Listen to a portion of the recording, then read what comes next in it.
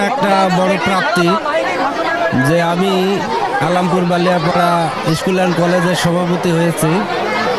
আমি চাই এই প্রতিষ্ঠান বিগত 15 বছর যাবৎ আমাদের সাধারণ মানুষ যেরকম আমরা নির্যাতিত নিপীড়িত ছিলাম, এই প্রতিষ্ঠানটাও দেখে তাই মনে হচ্ছে, কারণ এখানে কোনো উন্নয়নের ছোঁয়াই লাগে নাই। আমি চাচ্ছি যে এই প্রতিষ্ঠানটা আমি খুব দ্রুত বিভিন্ন সরকারি ফান্ড থেকে ফান্ড সংগ্রহ করে এই প্রতিষ্ঠানের প্রাণ আমি ফিরিয়ে দিতে চাই। এই অত্র এলাকার মানুষজনের সবাই সহযোগিতা চাই।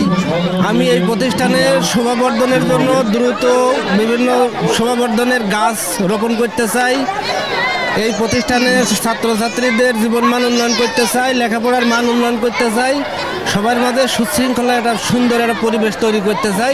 আমি এর জন্য এই এলাকার সবার সহযোগিতা কামনা করছি।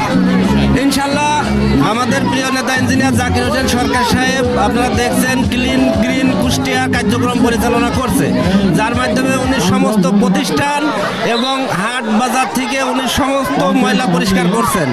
আমিও ওনার অনুসারী হিসাবে আমি কথা দিয়ে যাচ্ছি, এই প্রতিষ্ঠানে বিগত যে সালে যে ধরনের হরিলুট হয়েছে, দুর্নীতি হয়েছে, ইনশাল্লাহ আমি যতদিন দায়িত্বে থাকবো তার বিন্দুমাত্র হবে না, আমি সর্বোচ্চটুকু দিয়ে দেওয়ার চেষ্টা করবো ইনশাল্লাহ। স্কুল অ্যান্ড কলেজের এইসব শিক্ষা প্রতিষ্ঠানের প্রোগ্রামে পবিত্র আমি মনে করি, এবং সুষ্ঠু ক্রীড়া এবং এই সুন্দর ক্রীড়া অনুষ্ঠান থেকে আসলে আমি অভিভূত। বিগত দিনে এত সুন্দর পরিবেশে শিক্ষার পরিবেশ এবং খেলাধুলার মান খুব একটা ভালো ছিল না, কিন্তু এই ফ্যাসিস্ট সরকার বিদায়ের পরে প্রতিটা স্কুলে বিগত দিনের সভাপতি বদল হয়ে আমাদের আবার এই স্কুলগুলোতে প্রাণ ফিরে পেয়েছে, এবং প্রতিটা স্কুলে এই ক্রীড়া অনুষ্ঠান হচ্ছে, এবং এই ক্রীড়া অনুষ্ঠানে আমাকে এই কর্তৃপক্ষ নিয়ন্ত্রণ করে আমি গর্বিত মনে করছি, এবং সুষ্ঠু এবং সুন্দরভাবে খেলা হোক এই কামনা করি।